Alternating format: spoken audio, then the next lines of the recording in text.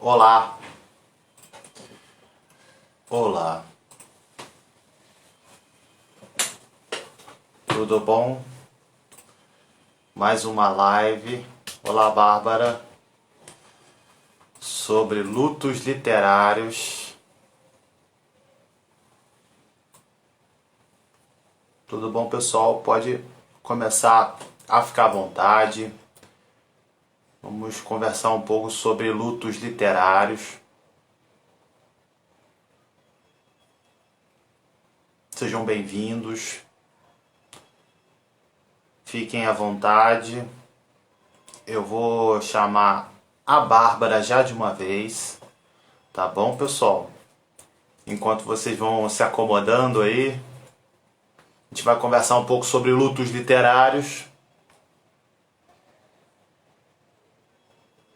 e sobre Oi, livros. Olá, Bárbara. tudo bom? Tudo bom? Tá me escutando? Tô te ouvindo bem. Peraí, eu acho que. Peraí, que eu vou te escutar agora. Pronto. Tá me escutando? Tô te ouvindo bem. É. Deixa eu tirar. Fica aí. Eu escuto. Agora É, sim. eu São com muitos fone não me dou apetrechos. muito bem, não. O fone comigo não funciona muito bem. Quando eu tentei usar, não funcionou. Esse microfone, fone, às vezes a gente fica bem atrapalhado aqui nesse É, emaranhado de fio e tal, mas, mas eu aos poucos estou pegando essa questão das lives e microfones e fones. Tem fone sem fio e tal, até tem tem, ali. Falei, mas eu vou de fone aqui, que esse microfone é bom. é Mas, verdade. Bárbara, até que enfim, nossa live aqui, É, certo? Sobre lutos literários. isso aí. Primeiramente, eu quero te dar boas-vindas, viu, Bárbara? Muito obrigado por você estar aqui. É uma honra te receber aqui no Instagram, na minha casa também, certo? Nesse momento também de pandemia, também de quarentena. Fica à vontade, assim, é conversa sobre lutos literários. Eu sei que você é escritora, lançou o livro Samsara. Eu queria que você estivesse falando um pouco sobre ele, sobre. Enfim, é uma conversa descontraída e a gente vai se divertir muito aí nessa live, certo? Tá ótimo, perfeito, Ronald. Eu te agradeço também pelo convite. É um prazer imenso estar aqui falando com você, né? Foi um tema assim que eu achei super interessante quando você propôs, né? Porque eu não tinha visto lives com esse tema e é uma temática super rica, super importante e super necessária, né? Principalmente para aquelas pessoas que passam por esse momento, por essa dor, né? Por esse sofrimento que é o luto, né? E o luto literário, ele se divide em duas vertentes, né? Tem os livros de autoajuda, que são os livros criados para ajudar as pessoas a superar o luto, né? A passar melhor por esse momento, e aí a literatura é muito variada dentro dessa autoajuda, dentro desse tipo de literatura, e tem o luto como na ficção, que é o caso do meu livro. É quando o luto impulsiona a pessoa para vivenciar uma nova experiência, quando o luto impulsiona a pessoa a vivenciar outras coisas. Porque eu até tenho até um texto no meu Instagram onde eu falo que a dor é boa, né? Aí o pessoal fica meio apavorado. Pô, mas a dor é boa? Onde que a dor é boa? Coisa horrível sentir dor, né? Claro que ninguém quer sentir dor, mas a dor é boa no sentido de que ela tira a gente da nossa zona de conforto, né? É claro que ninguém quer sofrer, né? Não, não é bom a perda, mas sentir dor, e não só pelo luto, mas de modo geral, tira a gente daquela zona de conforto e nos leva a uma outra perspectiva. Então a dor ela pode ser um mecanismo para impulsionar a nossa vida, para outros aspectos, para outras perspectivas, e é isso que o meu livro trata dentro da ficção, né? Então, dentro de Sansara, a personagem principal, a Luísa, ela perde os pais num acidente de carro, e a partir daí, aí é onde entra a ficção, ela retorna para uma vida pregressa que ela teve, né, uma vida passada, na Revolução de Março, na Revolução Alemã de Março de 1848, né? E aí vivendo aquela experiência da Revolução, e aí tem o romance também dela com o Johann, que é um líder revolucionário. E aí dentro daquele romance do fator histórico, ela quando retorna, né? Ela tira grandes lições disso, de vivenciar essa experiência. E não só o luto, tem vários livros de ficção que utilizam o luto e a perda para contar uma história, para mostrar como que o personagem, através da perda, ele pode passar por coisas e situações que vai fortalecê-lo, né? Então ela se divide de duas formas dentro da ficção, o luto. Ó, eu achei muito interessante, Bárbara, isso que você está trazendo, porque as revoluções de 48 do século XIX, lá na Europa, é um momento de efervescência, né? Então, ela perde os pais, mas ela vai viver um contexto de efervescência. Então, Sim. em 48, lá na Alemanha, contextualizando a questão, você tem greves, revoluções operárias acontecendo ali. Sim. Você tem as revoltas de 48, elas têm fases, mas essas revoltas se estendem até 52, 53, né, onde, inclusive, o marxismo de raiz, né, que o modelo de pensamento que vai surgir ali como alternativa do capitalismo, né, surge nesse momento. Quer dizer, a dimensão individual, você tem uma perda, mas você pode estar vivendo um contexto onde outras opções podem estar surgidas, né? Quer dizer, isso do ponto de vista psicanalítico é muito interessante, porque geralmente quando a gente entra numa dor, a gente só enxerga a dor e mais nada, né? Exatamente. E nesse livro que você escreveu, você está com ele aí na mão, Bárbara? Vê se você consegue... Olha, eu tenho ele a primeira edição, só que a primeira edição ela não está tão rica dentro desses detalhes, porque eu trabalhei melhor na segunda. O Sansara, essa é a primeira edição. Eu Isso, não mostra tenho o seu mais... livro aí para o pessoal. Eu não tenho Gente, mais... quem que... Esse físico não tem mais, tá? Na internet também, daqui a um tempo você não encontra mais, mas a segunda edição está sendo lançada esse ano pela Imédia Reis. Então, esse ano tem lançamento da segunda edição. E deixa eu ver, dar mais uma olhadinha de novo. Pessoal, ó, esse é o livro da Bárbara. Já começa o conto, já começa o romance com base na perda, não é isso, Bárbara? Isso, começa na perda. Então, a Luísa, ela perde os pais no acidente e no momento de perda, a nossa primeira reação é se revoltar, né? Não posso pontuar como seja a reação de todos, mas na maioria das vezes, a gente, quando é impactante, quando a gente não está esperando por aquilo, quando vem sem avisar, a gente acaba se revoltando em primeiro momento, né? Enquanto você toma aquele choque, aquele baque, né?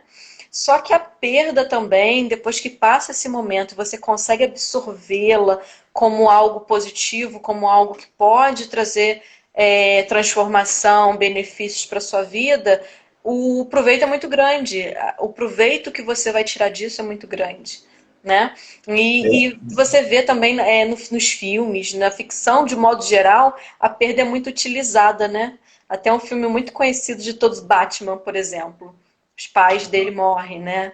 Então, assim, a ficção usa muito a perda como o que impulsiona, como a mola propulsora para a grande transformação dos personagens. É como se a perda trouxesse para a gente uma nova perspectiva, né? Exatamente, exatamente. A questão também, então eu vou falar do meu livro também, Bárbara, daqui a pouco, né? Porque a intenção nossa aqui é realmente trocar. E o seu livro é assim sensacional. Eu ainda vou ler, ele tá para chegar, né? O seu livro eu comprei, tá para chegar no e-book. No e-book já está vendendo, ele não tem físico, mas tem e-book. Então, se vocês quiserem, lá na Amazon, não é isso, Bárbara? Eu já estou fazendo uma propaganda do seu Mas livro esse aqui. aqui, eu acho que daqui a um tempo não encontra mais. O pessoal vai ter que esperar a segunda edição mesmo. Porque no primeiro não tem toda essa riqueza de detalhes da Revolução. Em 2018, quando eu lancei, eu estava muito crua ainda, né? Eu me joguei, né? E aí depois eu vim trabalhando ele, então a segunda edição ele vai estar muito mais contextualizado dentro das questões históricas, está mais interessante. Ah, bem bacana, bem bacana. Você tem, quer dizer, tem uma ambiguidade aí que a gente enquanto do ponto de vista psicanalítico, a gente enxerga muitas ambiguidades, são bem interessantes, sabe, Bárbara? E que é a dor como revolução e as revoluções de 42, 43, 47, ali dentro desse aspecto da Alemanha, né? A Alemanha tentando se unificar ali. É claro, ela vai ser o último país da Europa a se unificar, só no final do século XIX, né? Uhum. Bismarck, o chanceler, mas essas revoluções já estavam pipocando justamente por conta disso, que como que a sociedade, né, consegue conviver. E aí, dentro desse contexto, a sociedade só consegue conviver por meio de uma contradição que é o conflito. Né? Exato. O conflito é o cerne, inclusive, do ego. Você sabe que é saudável você, quando cria você tem filho e quando começa a fazer ali a criação, os pais nem sempre concordarem. Isso é muito saudável para a criança. Os pais nem sempre, entre eles, que eu estou dizendo, né? Não concordo. Por quê? Porque a criança vai justamente olhar e vai entender o conflito como uma forma de diversidade. Então, a mamãe tem uma opinião, o papai tem outra, nem sempre eles concordam, Sim. E eu estou olhando isso, estou convivendo nesses espaços, né? A convivência ali nessa célula familiar, que é a célula mononuclear, que a gente diz, né? Mas é ali que se dá as relações políticas até. Né? Sim. A cultura política é justamente essa diversidade que se dá dentro da família, né? Eu acho bem interessante. E o seu livro fazendo essa dupla revolução, né? Essa revolução ambígua. O meu livro, né? Eu achei isso assim, sensacional. Ele é bem dinâmico, porque ao mesmo tempo fala da peste, ele passa em vários contextos, né? A Luísa no Rio de Janeiro, depois ela voltando para a vida passada, primeiro é na Austrália. Na Áustria, tô confundindo. Na Áustria, né? Então, da Áustria ela indo para a Alemanha, na Áustria tendo um momento de peste, e aí mais uma perda. Então, vem camadas de perdas, né? E aí da perda ela indo para a Alemanha, da Alemanha para o romance, o amor no meio daquilo. Então, trata muitos aspectos. Eu fiz uma salada, né, nesse livro. Muito bacana. Pessoal, se vocês quiserem comentar, fazer perguntas, comentários, ficam à vontade. A gente está conversando aqui sobre lutos literários. Eu estou conversando com a escritora Bárbara Gouveia, justamente porque ela escreveu um livro. Ela fez uma obra, ainda que ela diga que é rasa, que eu acho que não.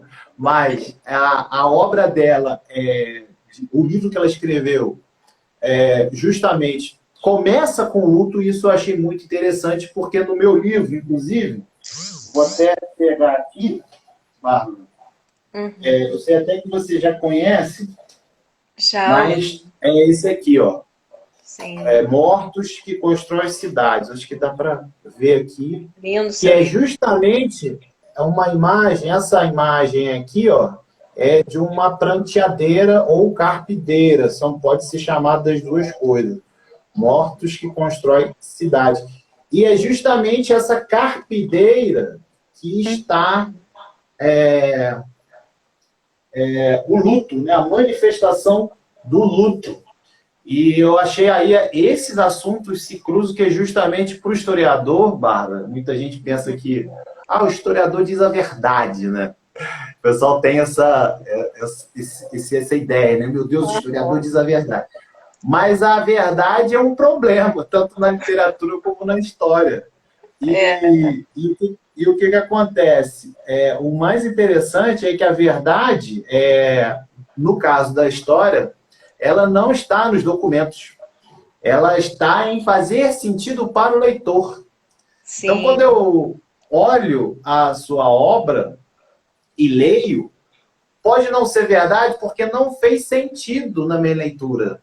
sim, Mas, se eu leio a sua obra e encontro ali um sentido, aquilo ali se transforma numa verdade não só objetiva, mas afetiva também, entende? E eu achei sim. muito interessante o desenrolar da personagem. Como é que você criou essa personagem, o Bárbara? Pois é, foi assim, eu sempre quis escrever um livro. Eu escrevia antes, mas nunca pensei em escrever profissionalmente. E aí, no final de 2017, eu passei por situações difíceis, né? Por isso que eu digo que a dor, as situações difíceis, ela leva você a conquistas e reflexões, né? Também. E aí, no final de 2017, eu estava numa fase assim meio ruim da minha vida, estava ruim no sentido assim de muitas coisas acontecendo que não eram legais, cortes e tudo mais. E aí, naquele momento, eu me veio inspiração. Falei, pô, me vê a história, né? Não sei se é assim que você escreve também, depois eu quero saber, que é coisa que o escritor tem sempre curiosidade de saber qual é o processo criativo do outro. Mas me veio a personagem, me veio a inspiração, sentei no meu computador e comecei a digitar. Aí eu fiz Sim. o esboço do livro. A partir daí eu peguei assim em dezembro, foi entre Natal e Ano Novo. Eu sentei e escrevi o dia inteiro durante Natal e Ano Novo. E fiz o livro ali em 10 dias, eu escrevi esse livro todo. Mas foi assim, Sério? é sério. Mas foi um Nossa! processo assim, mega intenso. Mas aí só fui publicar ele em agosto de 2018, porque depois que você escreve, aí tem as revisões, aí mexe aqui, mexe ali. E aí nesse processo todo foi 6 meses. Mas a história toda, o enredo, foi em 10 dias, assim. Muito intenso, foi uma Nossa, experiência mas intensa. muito legal, assim, Foi muito porque legal. nossa, assim, o que que acontece? Você tem essa questão da inspiração, então, assim, quer dizer, você vivendo um momento de dificuldade, pode, a gente chama de sublimar, que é você justamente pegar essa energia que aconteceu contigo, Sim, transformar ela em outra coisa, é, né? Poderia ter transformado, sei lá, pular de paraquedas, sei lá. é, Podia ter, você podia ter feito uma viagem. Eu vou, ao invés de escrever um livro sobre a Revolução lá, junto com essa personagem ficção, você podia ter, sei lá, eu vou viajar para a Alemanha, né? Você sim, podia ter feito isso. Só que não, só que você jogou isso na escrita. E isso é muito isso, interessante, porque na escrita, quando você sublima, né? Você faz esse processo de sublimação na escrita, é como se você estivesse organizando os seus problemas. Como se você estivesse isso, organizando amém, a sua complicação. É, é, entende? Isso é muito. Você não morre de palavra engasgada, né? Como dizia a Clarice Lispector, né? legal. Nunca ouvi falar desse Muito, termo, gostei. mas é isso, você não fica sufocada, querendo dizer e não sabe o que é, né?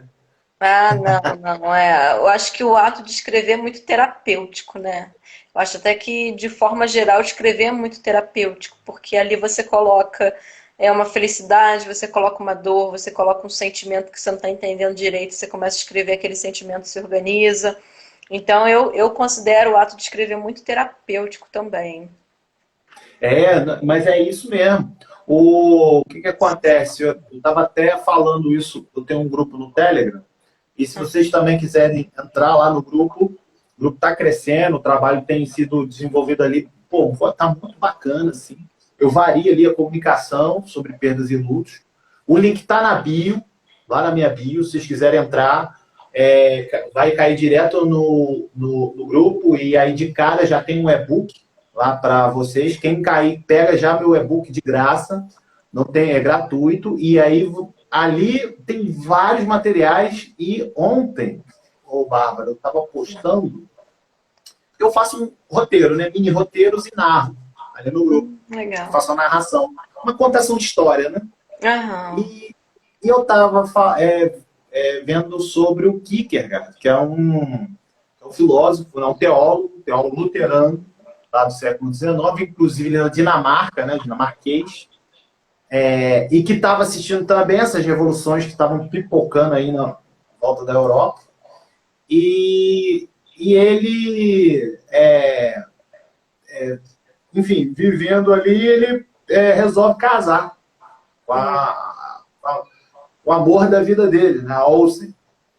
E a Olsen, então, eles dois apaixonados, extremamente apaixonados, eles casam, né, noivam primeiro e vão se casar. E o Kierkegaard já estava certo que ia casar com ela, né? O fato é que, só que o Kierkegaard tinha um problema, ele sofria de melancolia. Ele era um cara meio para baixo, né? Ele era um cara meio deprimido. Mas um cara extremamente inteligente, né? Ele revolucionou a história da teologia. E aí, o fato é que ele termina o noivado, não casa, termina o noivado, às vésperas do casamento, um ano depois. No mesmo ano, ele vai apresentar a tese de doutorado dele na Universidade da Dinamarca, em Copenhague, né? Não passa, é reprovado, porque não tem norma culta, tinha muita palavra, muito sentimentalismo, né? Os Israel falaram isso. E aí ele então reprovado na universidade, termina o casamento e os pais morrem. Isso está documentado. Caramba! E aí o que ele faz? Ele recebe a herança dos pais, né? Ele recebeu uma bolada de uma grana. E aí ele pega e faz o quê?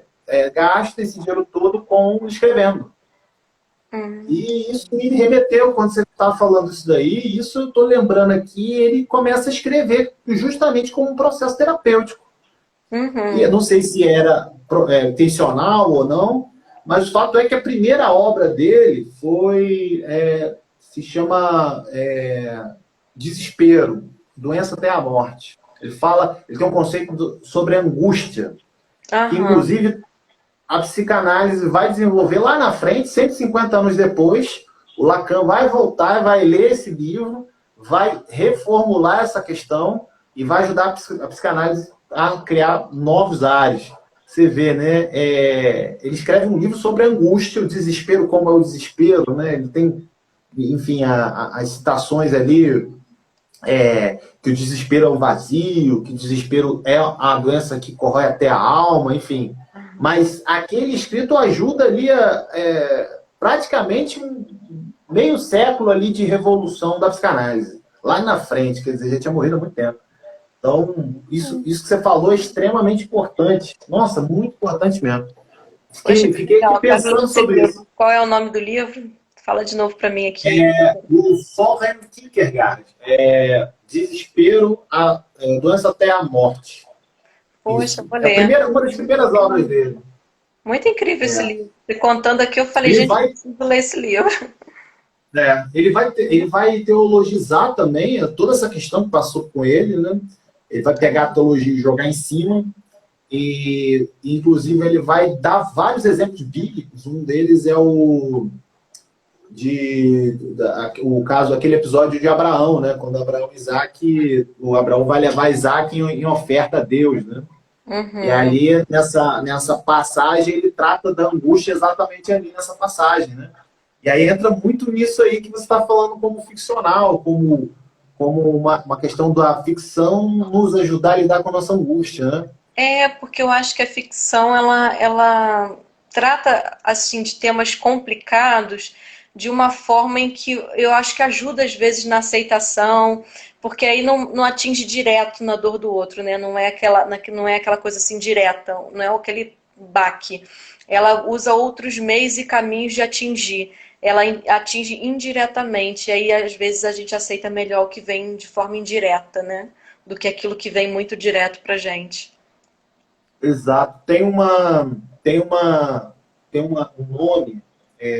um conceito também literário, que é o de sinestesia. Hum, Sinestesia é um conceito bem interessante também, que ela que é bem isso que você falou, que vai pegar esse sentimento, né?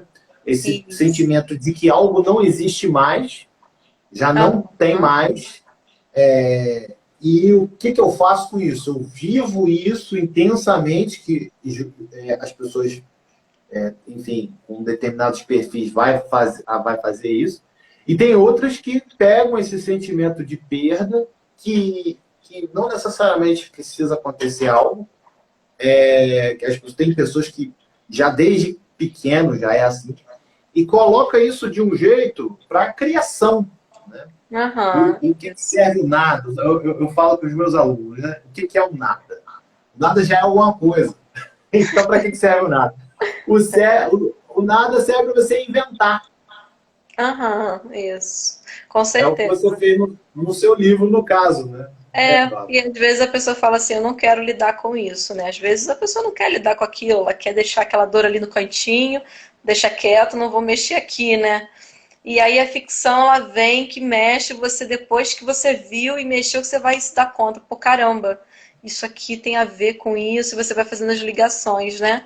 Eu achei muito interessante que o meu livro é de ficção, mas mesmo sendo de ficção, teve uma pessoa que fez um comentário na Amazon, isso poderia ser perfeitamente a minha história. Então, assim, é um livro de ficção, mas que a pessoa trouxe para a realidade porque conectou bem com o universo dela, aquilo que você falou, né? É real se aquilo conecta comigo, né? E eu acho isso bem bacana, essa coisa que indiretamente leva a pessoa a ver, às vezes, o que está difícil de ver, a lidar com o que está difícil de lidar. Acho muito interessante. Eu, eu tive a oportunidade de acompanhar algumas lives suas também, Bárbara. Você estava falando de relacionamento, né? Sim. Aí eu estava até para te perguntar como que você conecta, como que você pode conectar a questão dos relacionamentos, não dando spoiler do seu livro, que o pessoal vai ler, né? Mas como que você pode conectar essa questão dos relacionamentos na história do seu livro. Enfim, é isso que eu queria estava para te perguntar isso também. Então, relacionamento não é algo fácil, né?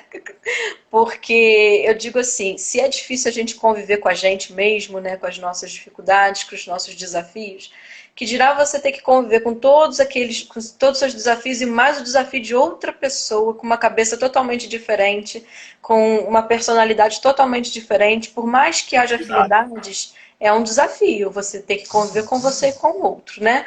Eu digo que não é fácil nesse sentido. Então, relacionamento é disposição. Você tem que estar disposto, né? Eu digo muito que relacionamento e disposição são duas coisas que caminham lado a lado. Se você não estiver disposto a fazer dar certo, dificilmente vai dar. Você pode até viver com outra pessoa, mas viver plenamente, aí entra aí a questão da disposição de ambas as partes, né? E a questão do luto e relacionamento para mim chegar no livro, né? Muitas das vezes a gente fica no luto do relacionamento que acabou. Eu vejo o luto não só de quem partiu, né, de quem partiu no sentido da morte, mas de quem partiu da nossa vida. Né? Existe o luto de pessoas vivas. Aquela pessoa foi embora Exato. e você está vivendo o luto da partida e da perda daquela pessoa que você amava. Só que aquilo, enquanto a gente não se cura, né, a gente está com algo dentro da gente que impede o novo de chegar, que impede o novo de acontecer. Então, o luto, a dor que você não trata, a dor que você não quer mexer, a dor que você não quer superar, porque às vezes a pessoa não quer superar. Porque superar implica muitas das vezes em deixar ir. Então, muitas das vezes a pessoa prefere ficar com a dor do que deixar ir. Tem isso também, né? E aí é preciso realmente primeiro tratar essa dor, tratar esse luto para que você esteja livre, né, para enxergar as pessoas que estão à volta, né? Porque às vezes você pode estar com a melhor pessoa do mundo ao seu lado. E por estar vivenciando aquela dor, você não consegue enxergar tudo de bom que aquela pessoa pode ser para você, que aquela pessoa é, né? E aí entra um monte de conflitos, um monte de situações por causa disso, né? Então, Exatamente. entra esse luto de pessoas vivas é muito interessante, né? Porque a gente não para pensar nisso. Poxa, eu tenho que fazer o luto daquela relação, o luto daquilo que não deu certo, e a gente vai vivendo e não percebe o quanto isso atrapalha a nossa vida na prática, né? E aí o Muito livro, bacana. o romance entra, ela passa pelo luto, né? E aí na vida pregressa, ela também tem uma perda, tá? Então são duas perdas em duas dimensões diferentes, duas dimensões de perda, tá? E aí dentro daquela perda ela passa por um período de transformação e após esse período de transformação que ela conhece essa pessoa. E aí esse romance entra, estão de lados opostos, ela na polícia alemã e ele líder da revolução. Então aí entra as questões históricas, os contextos de valores, né, dentro da questão do Sim. romance. Então, assim, o livro é cheio de perdas, né? Tem muitas perdas aí de todos os tipos. E o romance sobrevivendo mediante as perdas, mas porque os dois são pessoas que, embora tenham tido perdas, eles têm propósito, né? Eu acho que o propósito, a meta, o ideal ajuda você a vencer essas situações também, né? Eu sou coaching também. E o coaching tem muito disso. O coaching, ele visa assim, ele analisa não o que passou, mas o que você quer, né? Vamos tratar, à medida que você trata ali com um psicólogo, com um psicanalista, com um médico, com um terapeuta, o que passou, vamos focar também no que você quer, porque o foco ele te tira da dor também, né? Então aí tem muita briga entre psicólogo e coach, e na verdade eu acho que são dois trabalhos muito complementares, porque enquanto o Sim, coach visa o futuro, o psicólogo ele está tratando o passado. Então um auxilia o outro aí sim. na recuperação do luto, né? Sim, sim. Esse jogo, né? Esse jogo faz uma terapêutica no sujeito. Eu estava ouvindo você falar, e uma das definições do psicanalista John Bowlby, Uhum. ele fala justamente isso, que o luto é a elaboração das perdas, sim, mas, acima de tudo, é uma produção de sentido. O Sim, luto você tem que, na hora que você perde, porque toda mudança tem perda. sim, Isso é inevitável. sim, Toda mudança tem perda. Se toda mudança tem perda, então tem luto. Já que tem luto, o que é o luto? O luto tem que ser vivido numa forma, né, de produção de sentido. sim, Eu sei que as coisas são doloridas, tem o luto não reconhecido, né? Enfim, que a sim, gente pode entrar também nessa seara. Por exemplo, quando os amantes morrem, né? sim, Quando você. É uma seara bem delicada, porque você está casado, e você imagina, você está casado, e você mantém um relacionamento extraconjugal. E aí, enfim, a vida vai e o sujeito termina, ou mesmo a pessoa morre, enfim, a amante, né, ou a amante, morreu. Ou então acabou com o relacionamento. A pessoa que está casada, seja homem ou seja mulher, ela vai sofrer um processo de luto. Porque ela claro. estava afetivamente ligada, inevitavelmente.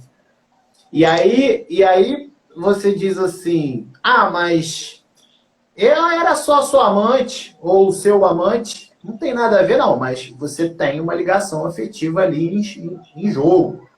E eu Né? digo que até mais complexo do que isso, porque eu acho que nesse contexto aí que você exemplificou aqui, do luto, ali a pessoa está vivendo o luto do casamento que acabou, mas que ela não consegue, por algum motivo, se desvencilhar, e mais a perda da pessoa com a qual está suprindo, de certa forma, as necessidades emocionais, as necessidades físicas, as necessidades, né?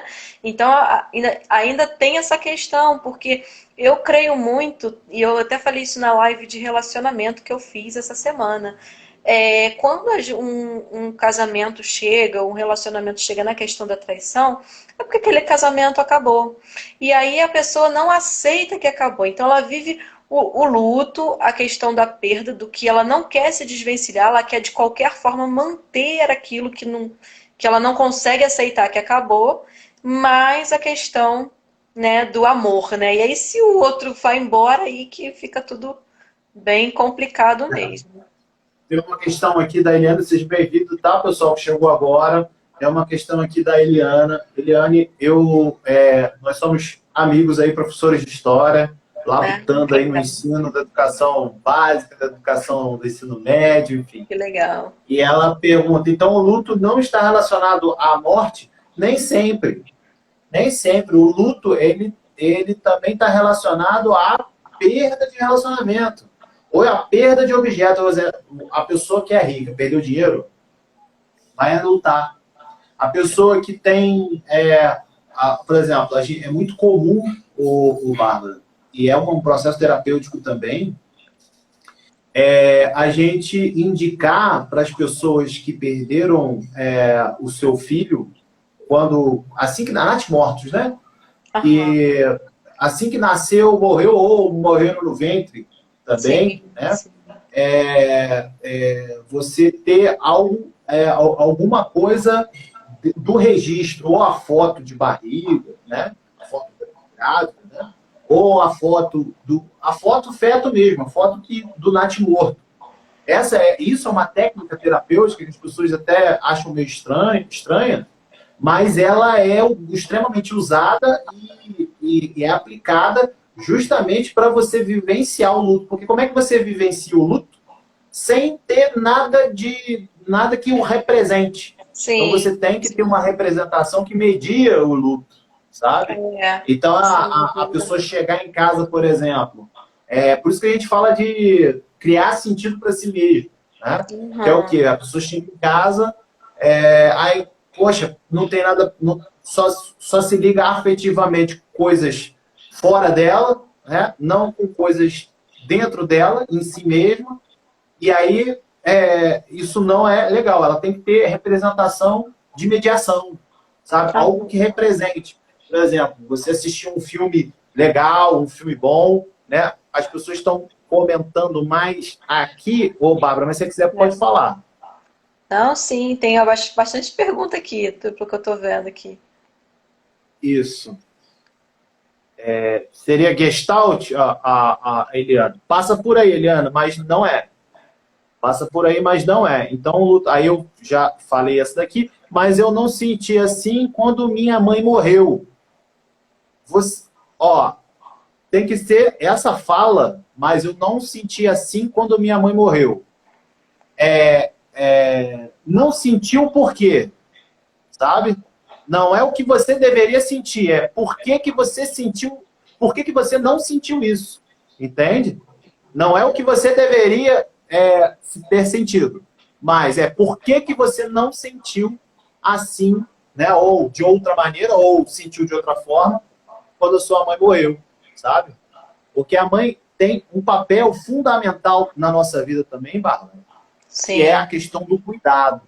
sim, O sim. cuidado, a gente cuidar de outra pessoa, ela vai depender exclusivamente do papel da sua mãe.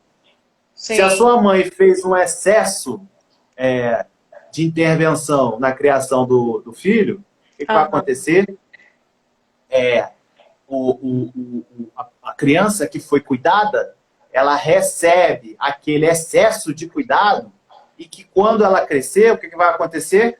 Ela só está acostumada a receber e não a dar. Exatamente. Olha o problema aí, certo? Exatamente. Aliana, mas quando sofre um assistente tive que fazer procedimentos estéticos, eu Assim, senti outra coisa, outro sentimento. Então, esse outro sentimento que está em outro lugar é o luto. Então, cada um também vai viver o luto de acordo com a sua subjetividade. O Márcio, existe um tempo para esse luto de um vivo. terminar? Sim, Márcio. Existe um tempo de luto. O luto ele tem um limite, certo? O luto não tem 5 fases. Para o psicanalista não tem 5 fases, eu já vou logo dizendo. Para o psicanalista não tem, luto não tem 5 fases.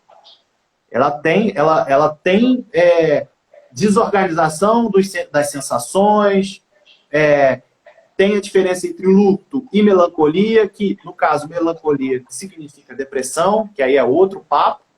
Mas eu acho também que no livro da Bárbara, né, Bárbara? Sim. Esse tempo aparece no luto. Queria que você falasse um pouquinho disso. Sim, sim.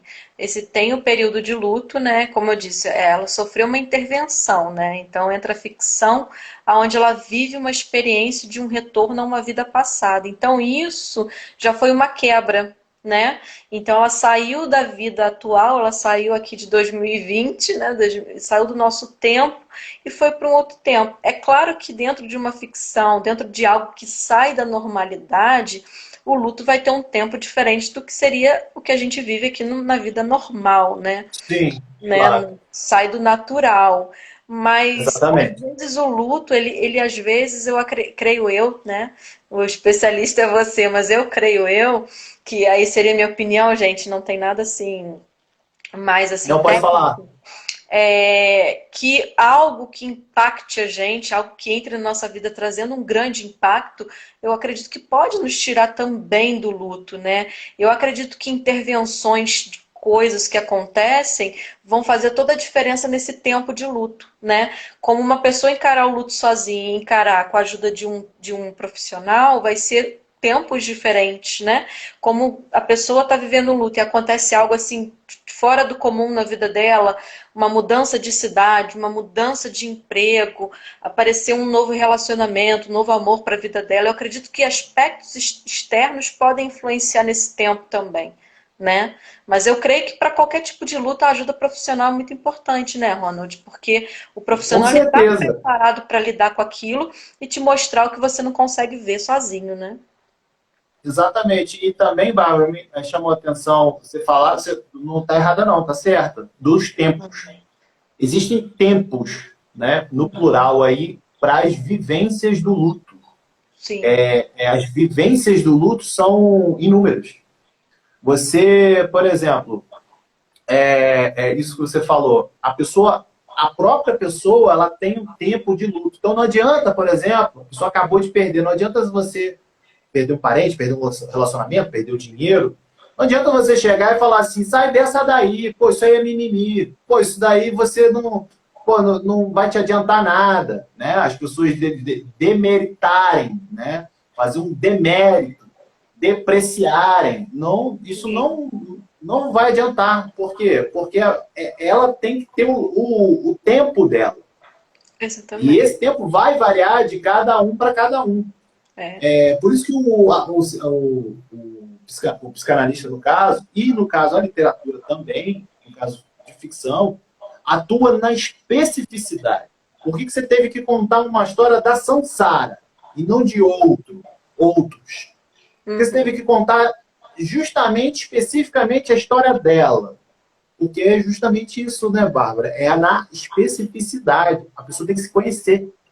Sim. A pessoa tem que se conhecer, quer dizer, o que acontece aí com a Sansara? Ela foi se conhecer em outro lugar. É isso que aconteceu com ela. Ela foi se conhecer. Ela mudou de persona. Ela saiu da Luísa e foi para Catarina. Uma nova persona dela. Né? Viveu uma outra personagem. Acho que a psicanálise deve trocou de nome. Mudou de nome. Olha isso, o nome indica a identidade da pessoa. Sim. Só que nosso nome tem um problema, Bárbara, que desde quando você nasceu, sua mãe foi lá, seu pai te batizou, né? Bárbara. Sim. Beleza. Só que o problema é que você não é aquilo mais. Você já não é mais. Exatamente. Aí é que tá. Acabou. Aquela Bárbara que nasceu, que recebeu aquele nome, era aquela Bárbara. Não essa Bárbara. Então, se você trocasse de nome, por exemplo, do ponto de vista histórico, faria muito mais sentido do que se você permanecesse com ele. Sim. Entende? Então, por que ela trocou de nome? Ela trocou de nome justamente por conta disso. Porque ela vai se conhecer algo que é desconhecido para ela. Ela tem que largar aquilo que ela já era conhecido para ela. Não, aqui eu já me conheço. Sansara, né? A primeiro nome dela. Luísa. Quando ela muda para Catarina, quer dizer, ela está fazendo uma outra releitura, está ressignificando a sua perda. Sim, sabe?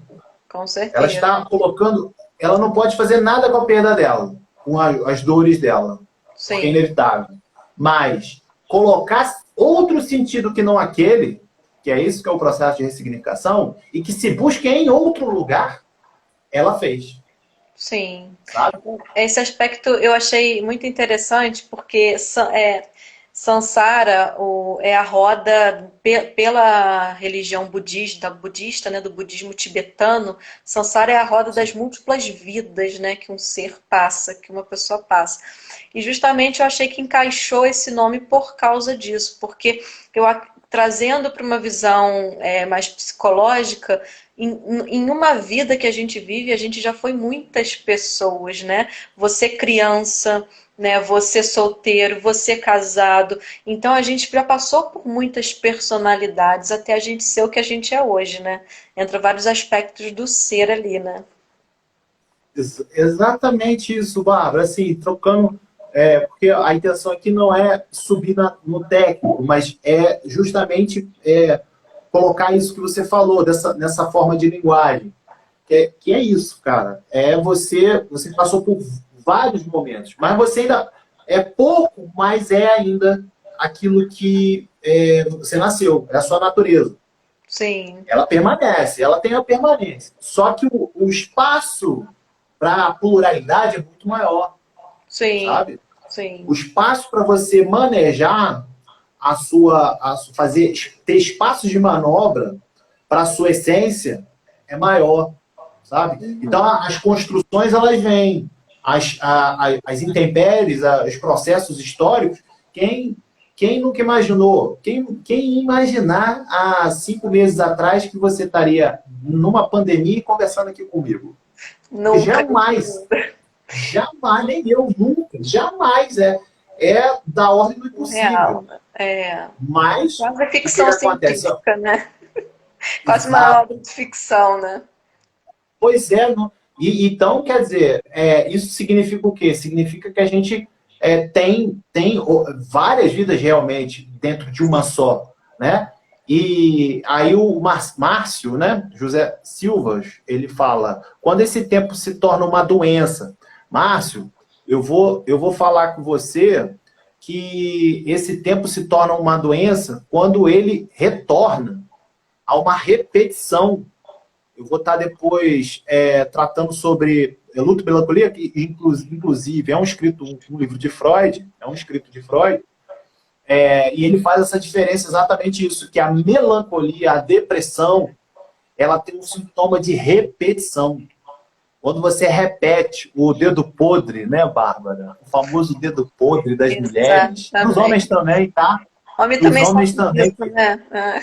Eu vou te contar, isso é um sintoma para a psicanálise, a repetição. Pelo amor de Deus, o camarada sai de um casamento, entra no mesmo. Ele só trocou de mulher e mais. O mais engraçado é que ele põe a culpa nas mulheres. Mulher Não é a culpa dele. Ué, mas tem alguma coisa de errado, né, Bárbara? É o que a gente chama no coach da roda de hamster. Você fica na roda de hamster rodando, rodando, rodando e não sabe o porquê e culpa o destino, culpa os outros, culpa tudo e não consegue se olhar para enxergar o que está te mantendo preso naquele ciclo que não tem fim, né? Exatamente. A Eliana, eu senti luto, exatamente, no acidente foi diferente, mas ela disse que sentiu luto. É isso. Eu achei muito interessante, Bárbara, essa questão que a gente está colocando aqui, porque você vê, né? Essa repetição na roda da Sansara, na roda do budismo tibetano. Né? E justamente lá tem uma acusação, que é aquilo que a gente chama de sintoma, né? O sintoma do sujeito. Então, claro, dependendo do perfil psíquico que cada um tem, Uhum. ele pode colocar reforçar ou não esse sintoma, né? Ele Sim, atuar mais ou menos no seu sintoma, sabe? É sim. repetir mais ou menos o seu sintoma, né? Então, É. aí no caso dos homens que eu estou falando aqui, Bárbara, o caso dos homens, eles geralmente reforçam o seu sintoma, criam aquela repetição que cria sofrimento, Uhum. e aí eles mesmos, só que eles não se conhecem. Eles não têm, eles são alienados dele mesmo. E aí o que acontece? Acontece ele botar a culpa no outro. Eu costumo brincar, né, que na ambiguidade lá de Gênesis, da Bíblia, que Adão só colocou a culpa na mulher, foi a mulher que tu me deste, Senhor, que transgrediu a lei, que pecou, portanto, que foi ela. Mas eu digo, ele só colocou a culpa na mulher porque ele foi tomado pela dor da perda Sim, do privilégio. Sabe? sim, sim. Ele tinha um privilégio ali, ela também, obviamente, os dois estavam num lugar privilegiado, que era o paraíso, e aí eles perdem e vivenciam o luto. Ali tem um luto. Na verdade, tem uma depressão ali. Depois eu posso até entrar em pormenores, mas a Interessante. questão ele fala, foi a mulher que tu me deste. Quer dizer, quando a gente está em depressão, a culpa é de todo mundo, menos dele mesmo, É, isso aí. sabe? É outro sintoma de depressão, porque a gente pode pensar assim, mas depressão não é o cara triste e dentro do quarto chorando, né? Não, nem Uhum. sei. É, A pessoa que põe a culpa no outro o tempo todo, ele pode também sofrer de depressão, né? Isso é sim. bem interessante porque eu acho que você estava tocando lá nas suas lives de ontem, né? Sobre relacionamento e você ter Isso.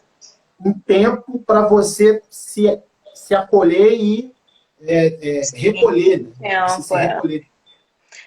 Porque senão a dor vira sofrimento, né? Sofrimento é aquela dor que não passa, é aquela dor que dói, dói, dói, e você vai desdobrando em mais dor, em mais coisa, em mais. E aí vai criando camadas, né? Aí daqui a pouco você tá dentro de uma bolha que você não sabe nem mais como sair de lá de dentro, né? Você fica preso naquela situação. Eu estava vendo também, acho que foi 2019, acho que foi no início de 2019, isso, quando estava falando sobre, enfim, eu tive a oportunidade de dar um estudo sobre o Uhum, céu de Dante, Dante Alighieri. Dante Alighieri é uhum, um escritor lá do século XII, bem bacana, e aí ele vai escrever Divina Comédia. É um livro assim, eu desde pequeno via falar desse livro, sabe, Bárbara? uhum. E aquilo sempre me chamava a atenção e, enfim, eu sempre convivia com isso. E aí tive a oportunidade de falar sobre uma das partes da Divina Comédia. E a Divina Comédia, a gente já começa a percebendo que ela divide em três partes. Aham. Inferno, purgatório e céu. Você começa pelo inferno, né? Lá você vai descendo os círculos do inferno até chegar lá a Lúcifer e depois você sai na praia do purgatório. Aí o purgatório é uma montanha que você também vai tem os círculos, os terraços, até chegar no topo, e do topo vai flutuando até o céu, e eu dei a parte do céu. E eu acompanhei, enfim, a parte do inferno, no 2018, um ano inteiro a gente ficou estudando o inferno. E é muito interessante porque, assim, de cara, você pode dizer que você só consegue chegar ao céu se você passar pelo inferno, É verdade. Concordo plenamente. sabe? Eu acho que é bem por aí.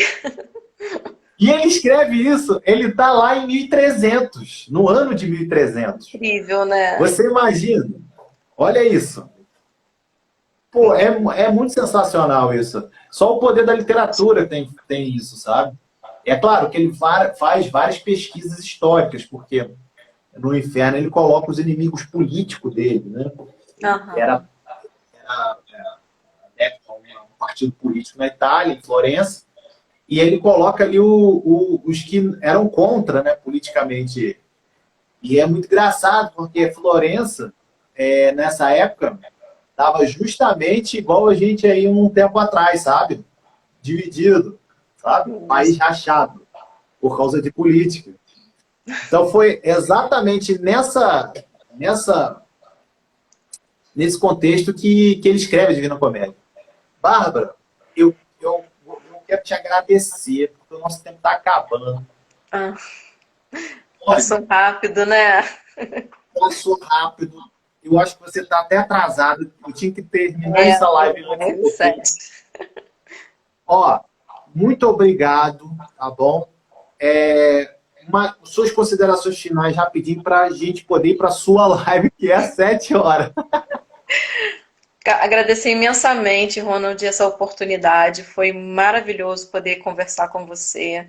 É aquelas conversas, pessoal, que dá vontade de ficar 3, 4, 5 horas conversando, né? 1 hora é pouco, porque é realmente incrível. Eu adoro esse tipo de conversa. Leva a gente, são conversas em que se leva a gente a sempre a se descobrir, a se entender. É impossível você falar de tantos assuntos assim, de vida e de ser humano e de interior, sem entender alguma coisinha da vida, sem se modificar um pouquinho. Então são conversas que ajudam, né? Então parabéns pelo seu trabalho, eu tenho acompanhado muito rapidamente as suas lives, é um trabalho assim incrível, que eu tenho certeza que está ajudando muita gente. Sucesso total, porque é realmente muito bom. E depois eu vou comprar seu livro e vou ler com todo carinho para poder vivenciar aí, que eu tenho certeza que é incrível. Muito obrigado, viu, Bárbara? Quem está aqui também é minha irmã, a Grace, aqui, ó. Ela, Ronald, responde o Márcio. Eu respondi. O Márcio está falando, ajudou muito e tal. Já respondi ele lá, Grace. Bárbara, muito obrigado. Pessoal, quem quiser seguir a Bárbara, Bárbara Gouveia, ela vai fazer uma live agora também. Segue ela. Pessoal, curte aí também essa live. A gente vai estar terminando aqui agora, tá bom? Para vocês curtirem também a live da Bárbara, que ela vai entrar agora, 7 horas. Eu já está atrasado. Muito obrigado, Bárbara, pela paciência, pela assim, disponibilidade. Você é uma pessoa incrível. Eu tenho acompanhado mesmo as suas lives. Assim, eu entro, fico pelo menos uns 10 minutos e saio, mas dá para ver o trabalho que você faz, assim, ajudando as pessoas, né? Com esse livro também incrível. Eu já estou ansioso pela segunda edição, tá bom? Obrigadão. Beijo. Muito obrigado. Beijo. Tchau, tchau. Tchau, Tchau. pessoal.